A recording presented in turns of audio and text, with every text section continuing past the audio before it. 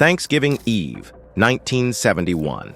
A day typically filled with the warmth of family gatherings and the anticipation of holiday feasts. But on Northwest Orient Airlines Flight 305, a different kind of tension was brewing. A man, seemingly unremarkable amidst the bustling crowd of holiday travelers, was about to etch his name into the annals of unsolved mysteries. He called himself Dan Cooper, purchased a one-way ticket from Portland to Seattle, and settled into seat 18C. Little did his fellow passengers know, this unassuming man was about to orchestrate a daring act that would confound law enforcement and capture the imagination of the world for decades to come. The flight itself was a short hop, barely, 30 minutes in the air. But somewhere between takeoff and the Seattle skyline, Cooper handed a note to flight attendant Florence Schaffner. She initially dismissed it, thinking it was a friendly proposition from a lonely traveler. Big mistake. Cooper, with a chilling calmness, informed her that he had a bomb. The note, scrawled in neat block letters, laid out his demands with chilling precision. $200,000 in unmarked $20 bills, 4 parachutes, and a fuel truck ready and waiting upon arrival in Seattle. Failure to comply, he warned, would result in the destruction of the aircraft and everyone on board.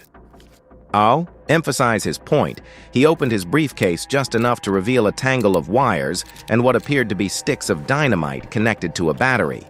Schaffner, understandably terrified, relayed the message to the cockpit. The pilots, Captain William Scott and First Officer William Ratliff, immediately understood the gravity of the situation. They contacted air traffic control, who in turn alerted the FBI. Flight 305 was now a hostage, and the clock was ticking. Upon landing in Seattle, the authorities scrambled to meet Cooper's demands. The passengers were safely evacuated, blissfully unaware of the high-stakes drama that had unfolded mid-air. Meanwhile, the FBI meticulously gathered the ransom money and the parachutes, ensuring they were exactly as Cooper had requested. With the cash and chutes secured, the plane, now carrying only Captain Scott, First Officer Ratliff, Flight Attendant Tina Mucklow, and Cooper himself, took off once more, this time heading south towards Mexico as Cooper had instructed. But his ultimate destination wasn't south of the border. It was somewhere above the dense forests of southwestern Washington. As the Boeing 727 soared through the stormy night, rain lashed against the windows and winds howled at speeds exceeding 200 miles per hour, Cooper calmly prepared for his audacious escape. He instructed the crew to lower the aft stairs, the retractable staircase at the rear of the aircraft, a feature unique to the 727. Around 8 p.m., somewhere over the rugged terrain near the Washougal River, D.B. Cooper, the man with the briefcase, full of money and the audacious plan, jumped into the abyss. Imagine that for a moment. Plummeting into the blackness of a cold, rainy night, a bag filled with $200,000 strapped to your body, relying on a parachute of questionable reliability. It was a leap of faith, a gamble with the highest of stakes. But D.B. Cooper was gone, vanished into the storm-tossed wilderness. The crew, shaken but alive, landed the plane safely in Reno, Nevada. And so began one of the most extensive and frustrating manhunts in FBI history. The next morning, the dense forests of Washington state became a vast crime scene. Hundreds of FBI agents, state troopers, paratroopers, and even civilian volunteers descended upon the area, combing every inch of terrain, searching for any trace of the elusive hijacker. Helicopters buzzed overhead and bloodhounds sniffed through the undergrowth. They scoured riverbanks, explored small towns, and interviewed countless individuals. But despite their best efforts, the search yielded nothing. No footprints, no scraps of fabric, no sign that D.B. Cooper had ever been there. It was as if the man had simply disappeared into thin air.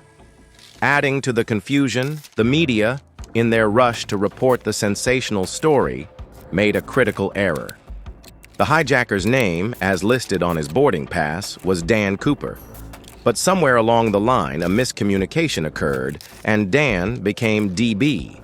And just like that, the legend of D.B. Cooper was born.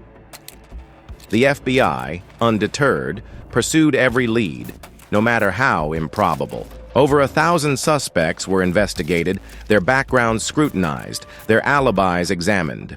One man even confessed on his deathbed, only to be dismissed as a fame-seeking fantasist. The ransom money, meticulously tracked with its unique serial numbers, remained largely uncirculated. The parachute, a crucial piece of evidence, was nowhere to be found. Years passed, and the D.B. Cooper case became a symbol of frustration for law enforcement.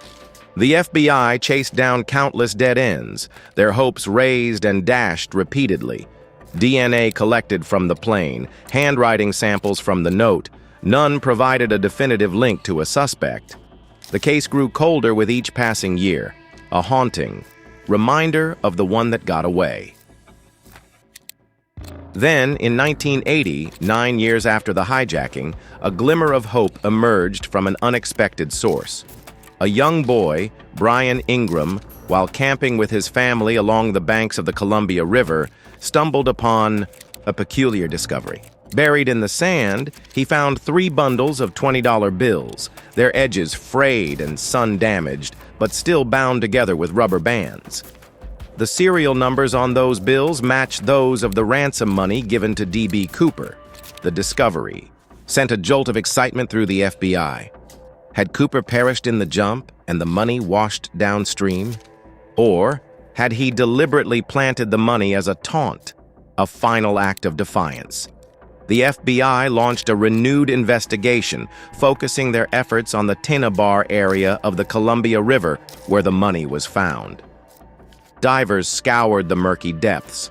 Forensic analysts meticulously examined the bills for any trace evidence.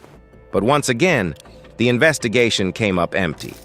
No parachute, no remains, no further clues to Cooper's fate. Despite the lack of progress, the FBI remained committed to solving the case, keeping it technically open for decades. But by 2016, after 45 years of relentless pursuit, the FBI, exhausted by dead ends and dwindling leads, officially closed the D.B. Cooper case, shelving it as one of the greatest unsolved mysteries in American history.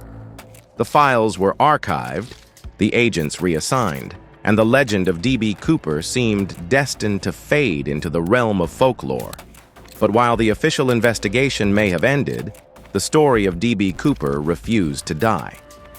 It continued to capture the imagination of the public, fueling countless theories and inspiring countless individuals to search for answers. And somewhere out there, someone was about to stumble upon a discovery that would blow the case wide. Open. Dan Grider, a name that might not ring any bells, but it should. He's a retired commercial airline captain with over 24,000 flight hours logged.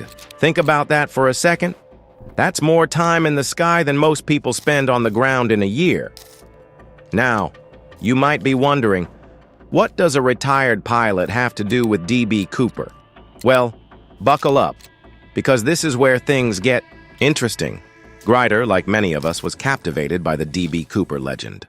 But unlike most of us, he didn't just read a few articles and move on. He became obsessed. And I mean obsessed. He saw something in the Cooper case that the FBI missed, a thread that, when pulled, could unravel the whole darn thing. After the FBI closed down their case after decades of zero leads, Grider felt it was his duty to solve the greatest mystery in American history. He spent years poring over everything he could find. Flight logs, weather reports from that stormy Thanksgiving, Eve, FBI files, the works. He wasn't just skimming either. He was meticulously analyzing every detail, reconstructing possible jump scenarios, even studying the different types of parachutes available in 1971. He basically became a one-man D.B. Cooper task force, operating out of his home office, fueled by coffee and an insatiable curiosity. Now, a lot of people spend their retirement years golfing or fishing. Grider decided to hunt for a skyjacker instead. And guess what? He might just have found him. Fast forward to 2023. After years of dead ends and frustrating leads, Grider had a breakthrough. It all started with a hunch that led him to a dusty, forgotten storage unit in Utah. This wasn't just any storage unit, though. It had once belonged to a woman with a connection to the family of Richard Floyd McCoy Jr. Okay, stop right there. Richard McCoy Jr. The name might sound familiar to some of you. He's a figure who has been whispered about in D.B. Cooper circles for years. A potential suspect, a possible copycat, but never the prime suspect. The FBI looked at him, but ultimately dismissed him as unlikely. But Grider wasn't so quick to dismiss him. He saw something in McCoy's story, a pattern, a hidden connection. And this storage unit? This was the key. Inside that unit, buried beneath boxes of old books and forgotten memorabilia, Grider found a parachute. Not just any parachute, mind you. A military-style parachute, the kind that Cooper had requested on that fateful flight. But this parachute had something extra, something peculiar. It had been modified. And these modifications? They matched. Specific details from those decades-old FBI files. Details that weren't widely known to the public. Details that only someone with intimate knowledge of parachuting would even think to make. It gets better. The connection between this storage unit and Richard McCoy Jr., it was direct.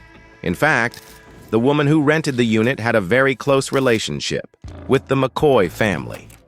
This was a huge step. But it wasn't the only reason why this parachute led Dan to believe Richard was the guy. Now remember, McCoy wasn't just some random guy who happened to own a parachute. Just 5 months after D.B. Cooper's vanishing act, McCoy pulled off his own hijacking. He boarded a United Airlines flight, handed a note to a flight attendant claiming he had a bomb, and demanded $500,000 and 4 parachutes. Sound familiar? McCoy executed the hijacking with chilling precision, following a similar playbook to Cooper. He got the money, the parachutes, and then he jumped. The FBI, this time, caught him. He was eventually arrested and convicted, but the similarities between the Cooper and McCoy hijackings were undeniable.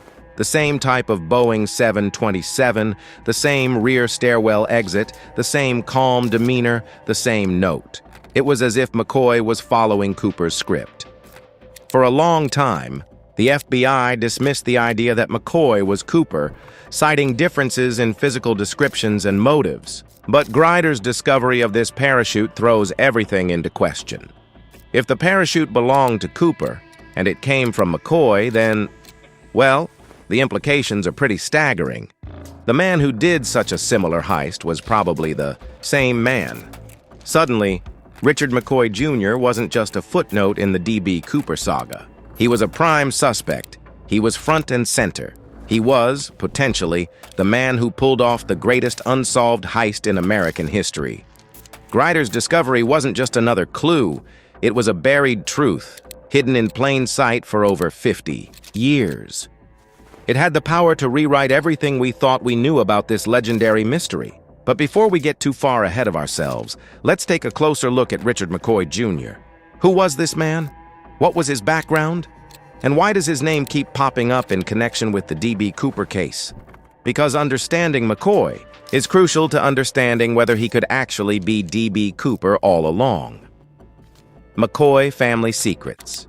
To the world, Richard Floyd McCoy Jr. was a war hero, a man of faith, a loving father, and a doting husband.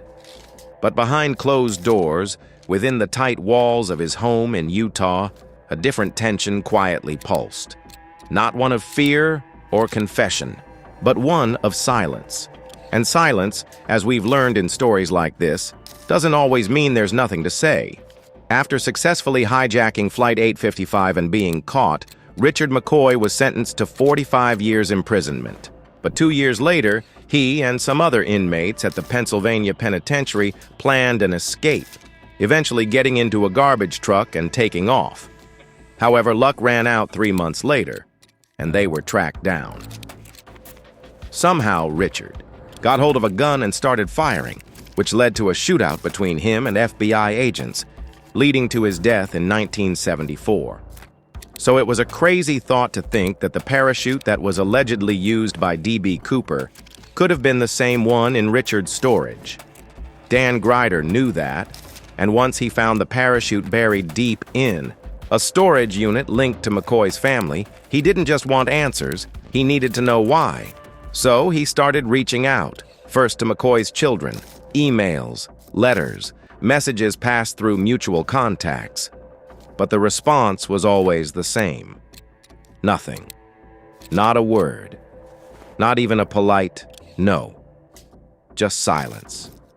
At first, Grider thought it was resistance.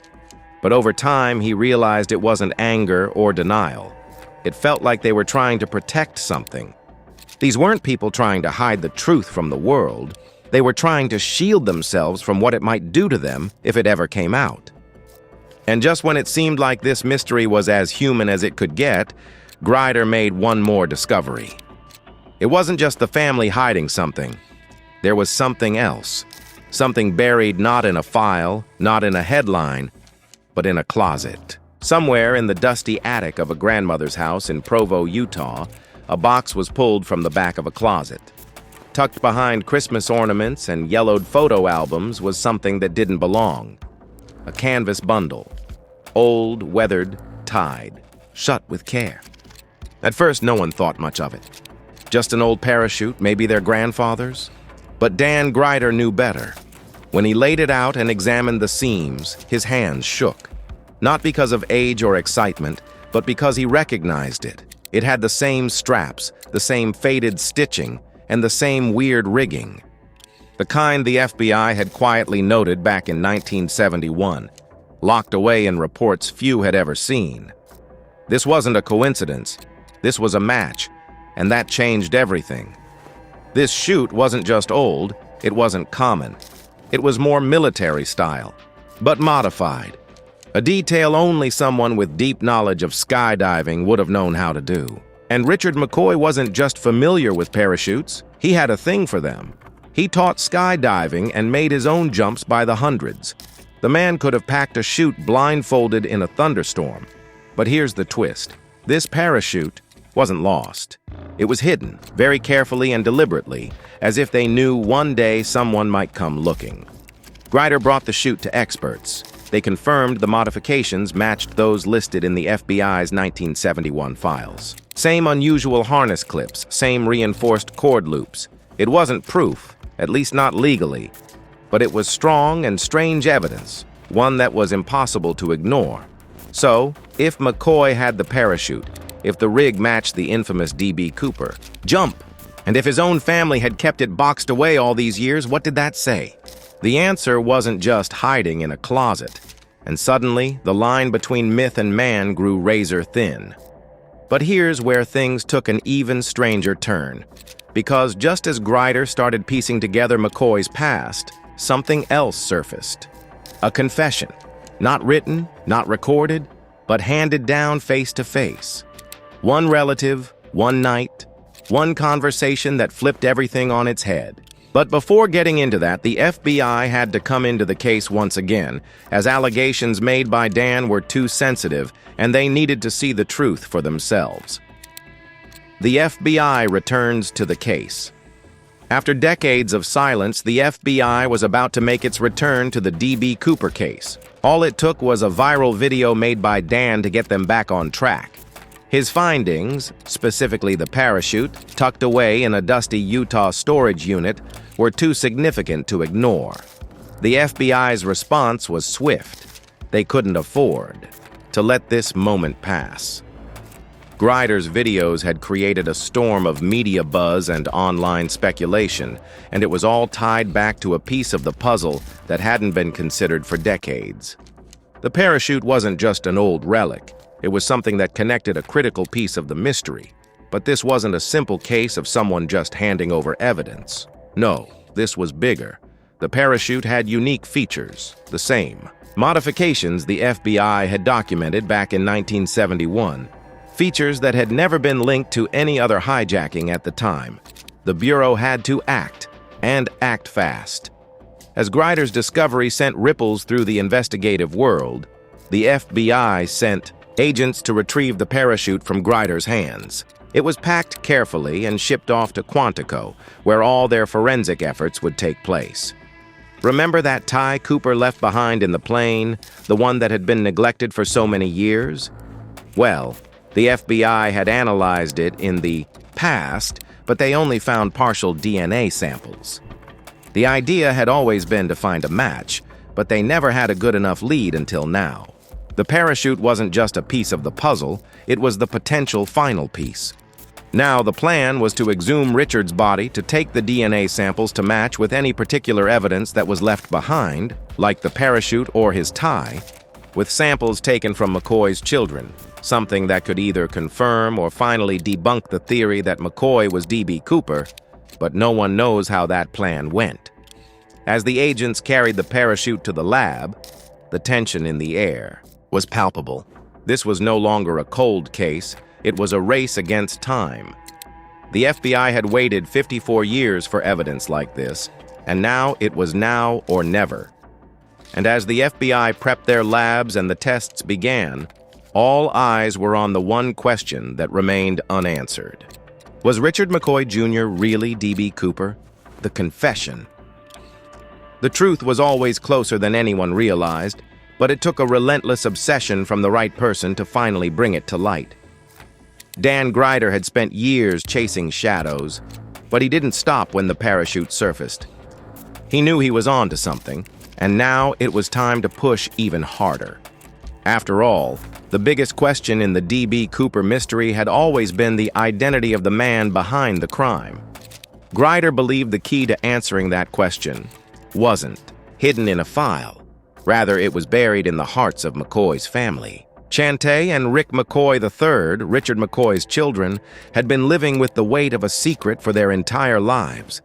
The story of their father had always been kept under wraps. For years, they denied the rumors that had swirled about, their dad being D.B. Cooper. But Dan Grider wasn't going to let the whispers remain just that. It wasn't easy to get through to them. They had refused to speak to anyone for years, scared of the media circus and the burden that would come with such a revelation. But Grider, relentless as always, found a way. He didn't come with accusations. Instead, he came with a simple truth. The pieces are too many. The world is about to know. You don't have to hide anymore. It took weeks of phone calls, emails, and back-and-forth conversations before they finally agreed to sit down. Grider was cautious, and he wasn't trying to put them in the spotlight. He just wanted the truth. And when it came in the quietest of ways, especially because it was Rick McCoy III who revealed the shocking truth. We never wanted to believe it, Rick admitted, his voice shaking with emotion. But the more we looked at everything, it's all there. He was Cooper. He had to be. Yeah, we always kind of knew it was him. One of the reasons why they also decided to speak on it was also because their mom had passed, so it was only right to speak on it, because if they had done that while she was still alive, she might have been implicated somehow. It was an earth-shattering confession, one that immediately sent shockwaves through the online world. Within hours, Grider's video went viral. The confession of McCoy's children was the confirmation that millions had been waiting for. And while some were quick to dismiss it, the weight of the moment couldn't be ignored. After decades of speculation, the family had spoken.